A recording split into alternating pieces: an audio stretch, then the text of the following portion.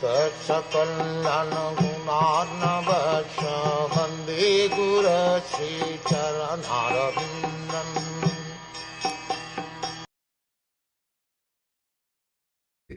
Thus saved from the radiation of the Brahmastra Kunti, the chaste devotee of the Lord, and her 5 sons and Draupadi, addressed Lord Krishna as he started for home. Kunti is described herein as sati, or chaste, due to her unalloyed devotion to Lord Sri Krishna. Her mind will now be expressed in the following prayers for Lord Krishna. A chaste devotee of the Lord does not look to others, namely any other living being or demigod, even for deliverance from danger.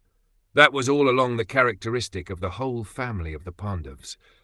They knew nothing except Krishna, and therefore the Lord was also always ready to help them in all respects and in all circumstances.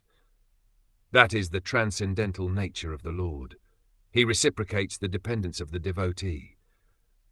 One should not, therefore, look for help from imperfect living beings or demigods, but one should look for all help from Lord Krishna, who is competent to save his devotees. Such a chaste devotee also never asks the Lord for help, but the Lord, out of his own accord, is always anxious to render it.